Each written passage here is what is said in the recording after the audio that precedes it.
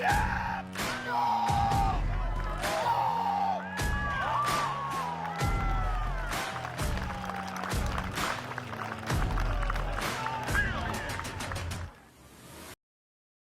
right, what's going on, guys? Sean Don, come back. Program 2 recap. That's right, last week was just Program 1, but guess what? I was behind on that, and I guess I'm on time for this because I just finished up Program 2 literally last week.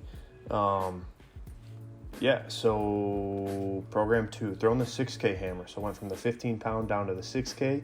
For you, I guess people who don't know kilos and pounds and stuff, I went from 6.8K down to 6K, or 15 pounds down to 13.2 pounds. Smaller jumps this year in the fall to see how that affects my training and stability of technique. I don't think I need to be throwing a 5K anymore, as I kind of explained in my previous program 1 recap, sorry. Blanked there for a second. And as you guys can see here, new warm-up drills as well. Doing the step up and around winds, going around in a circle. Kind of just working on my step up a little bit and keeping that left shoulder a little bit more stable, that left side a little bit more stable in the wind and the step up. And then also very easy normal turns, just 2 hands on the hammer and turn. 2 winds, 10 turns-ish, super easy. And then also the right hand only turns, which I really enjoyed this program. I thought they were very useful.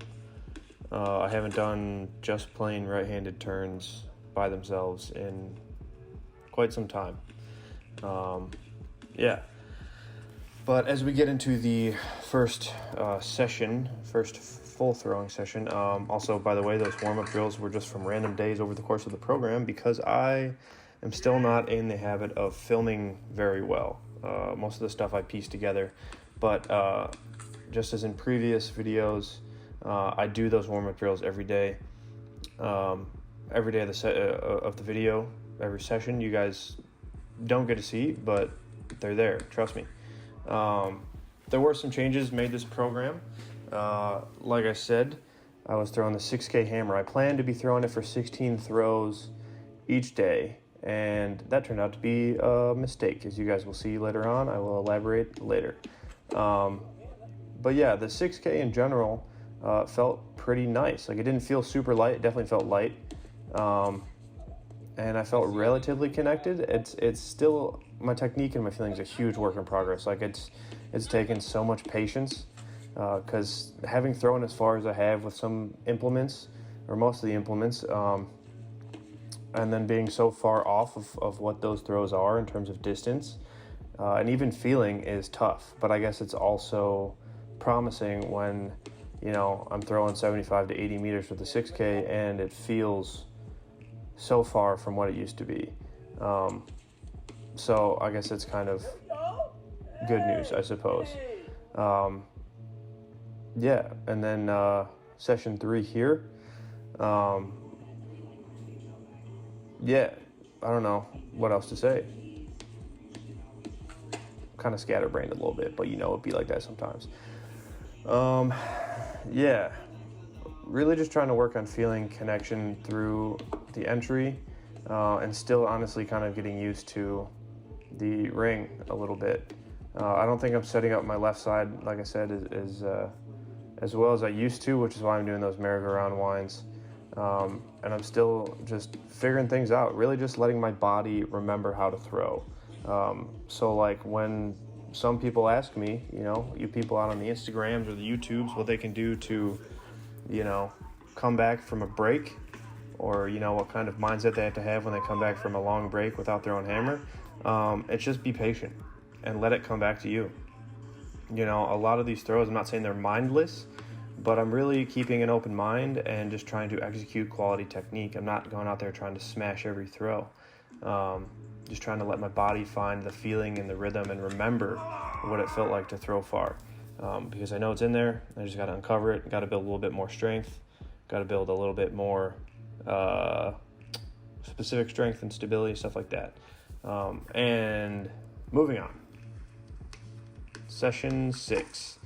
Yeah, so if you guys saw there, session 4, my back was a little bit tweaked, a little bit aggravated. It was not happy. It was tight. I could not throw. I took like 4 throws and shut her down because I want to live to fight another day. Yeah, I think that kind of happened because, like I said, taking 16 throws might not sound like a lot for you guys, but for me, taking 16 throws with a light hammer 6K is very taxing for my nervous system, and pair that with, hard lifting, and it was just kind of a recipe for disaster. So after session 3, I took some harder throws, higher intensity throws, like I said, high volume, and that didn't mix well. Then I went to the weight room and did clean pulls, and those didn't feel bad, but they didn't feel great, and I didn't feel very stable, and maybe pushed a little bit too hard. And then, like I said, came out for throwing on Friday, and it just did not go well. So I kind of shut it down, took 4 throws, didn't lift at all, took the weekend off, rested hard, came back on Monday, got acupuncture, and then took some easy throws, which you guys didn't get to see, and then just kind of got back to training as normal, but then also cut back on volume. So I went from, like I said, 16 throws down to 12. So I cut, 25% volume or something like that, right? I can do math. And as you guys can see here, in session 6, session 7, as I get back into it, my feeling is not quite the best. As the hammer started to pick up speed, as I adapted, it just didn't work that well, unfortunately. But like I said, I'm just trying to take it slow and be patient here. Here we have session 8. Things started to shape up. There was a little bit of pickup, like I said, around session 7, session 8 with my physical adaptation, not necessarily technical. Technique I don't think looked very good, but physically I was pretty fresh, and I think that's because after my back injury, I did have to pretty much start over with my lifting for the program, having only gotten 3 days into it and having to take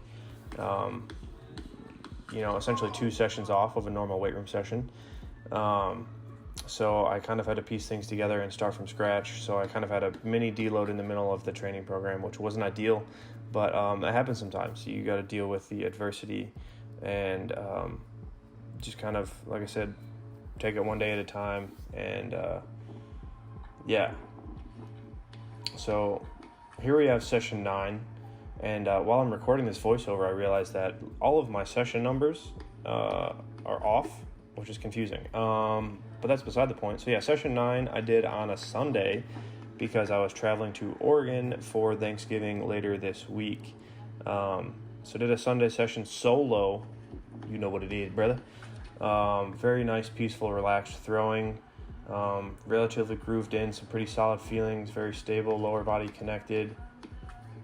I think this is obviously some of my best throwing I've done so far this year, but that's not saying much. I still think there's a lot to be desired in terms of how it looks and also, like I said, how it feels. It's mostly, I just got to get some things ironed out. I'm not even exactly sure what they are yet. I just have feelings, and I got to figure them out, and I'll be back in no time. So, yeah, session 10, last throwing day of the program that I have on this video. Felt very good physically, very long and loose and relaxed, but at the same time was pretty fatigued. Like I said, even last program I had this problem of session 10, used to be the session I would compete on, but I just had some sort of fatigue either in my legs or in my back from lifting the day before or throwing the day before. I'm not sure. Like I said, I'm kind of reevaluating my peaking, periodization sort of stuff. So things are going to be in flux for a little bit, for a few cycles until I figure it out. But either way, session 10 was also my farthest throwing day of the program, but also my most inconsistent. There are some confounding factors there. I was quite distracted externally on session 10. Just going to leave it at that. And then I don't know. Physically felt good. I think I ended up at 79.30 or 79.80 or something like that for my farthest throw in the day, and just seeing how it looks, like it's not very good, like I said. So there's a lot of confounding factors, and 79.30, let's call it 79.30, is a pretty decent mark at the 6K for right now. That would, I guess, come out to maybe like 73, 74 with the 16-pound hammer, which, you know, like I said, not too shabby. I feel like that's all I've been saying in this video. It's not too shabby, and gotta be patient, and the same sort of things over and over again, but whatever. So moving on to lifting. This is, like I said, my whole lifting this program was kind of jacked up because of my little back tweak. So this is just kind of a mishmash of things. This is week 1, day 2, front squat, 127.5K for 6. This is a thing that I should not have done, like I said, in hindsight. I think I had 18 reps prescribed at like 75% or something like that. And I was like, you know, maybe I could do 3 sets of 6. And I did 2 sets of 6, and they were very hard. And then I had to do 2 sets of 3, I think, to finish it off. And my body did not appreciate it. I think that's also what kind of contributed to me feeling off on Thursday during lifting. And then, yeah. So make smarter choices. Don't go balls to the wall just because you feel good for one set. So in place of all the lifting that you guys won't get to see this program, I decided to show you guys my sort of hip mobility, you know, back health sort of post-lift or pre-lift occasionally stretching routine, mobility routine, whatever you want to say. Basically, it's just hitting kind of 3 big parts of the hip, hitting the hip flexor, the hip internal rotation, and the hip external rotation. And I find that I have very poor hip mobility, and as I do heavier lifting, squats, cleans, Olympic lifts, mostly squats though, if I hit that stuff real hard, my hips get really tight, and then my hips get immobile, and your body needs to find mobility somewhere to compensate for that, and often it comes from the spine flexing and extending more than it should. And that's usually what I think contributes to my back problems. So I'm being a little bit more diligent with hip mobility post lifting, and then also I'm doing I decided to start taking yoga classes because, like, why not? I hate stretching otherwise, so I'm going to yoga classes 2-3 times a week now, which is honestly very enjoyable. I go, I do my stretches and get all limber and stuff, and it's like very meditative and peaceful, and it's actually very good sort of psychological thing, clearing the mind, you know, aligning the chakras, whatever you want to say. All I know is that I'm really enjoying going to these yoga classes. I'm actually going to be going to one here in about an hour and a half as I record this on Wednesday night, you know, a couple days before I post it. So, yeah. And then the last part of that little like post-lifting mobility routine was T-spine mobilization. Once again, if T-spine is immobile, it's either going to go upstream or downstream to get extra mobility, and I just don't want to risk anything with my low back. I also find that doing front squats, if my T-spine is stiff, I get rounded over easier. So that's another one of my post-lifting, pre-lifting mobility stretches that I do. And then here is week 2, day 3. So this is when I finally started getting back into normal lifting again. Kind of had, like I said, had to start over, seeing as I missed almost an entire week of normal training in the weight room. Still a little bit lower volume, trying to keep the intensity up to keep some strength. And then, as you guys can see here, doing some isos, upper body isos. Like I said, it was kind of very... I don't know, kind of not uneventful. That's not the right word. I don't know, just very disappointed to have missed out on this isometric training in week 1, because that's kind of what the purpose of the cycle was. So I'm going to be kind of repeating that in the following program. But yeah, here's week 2, day 4, back squat isos, 130K. That's right about 70-ish% for me. Burying it nice and deep, trying to stay tight, and squat that weight up. They're actually feeling pretty solid, which is great. So like I said, I'm excited to hit these for one more cycle just to get that stability and that strength that I want in my squatting pattern. And then, yeah, I really enjoy heavy isometric stuff. Like I said, the kind of stability that it gives me and the strength that I get from it, I don't know, just feels really good. And I think the isometrics and stuff like that are very good for tendons and ligaments and joints and all that stuff. And as I get older, I feel like I need more and more of that stuff. Here's some back extension isos, locking that baby in. And I got Mike Shuey on the camera. He's a little shaky-handed. He needs to work on his camera skills. Shuey. Thank you, Shuey. Thank you. John Haffert. Oh, what a guy. What a guy. And then, yeah, finishing up with some suitcase holds of a dumbbell on that final week of day 2. Final day of week 2. Said that right. And then, yeah, week 3, day 1. Like I said, did this on a Sunday. Did box jump testing, like 4x1 up to 50 inches. Super easy. Not super easy, but I got it done. Pretty low volume. Moderate weight on the 4x4 low hang snatch pull, and then like low volume, moderate intensity upper body stuff.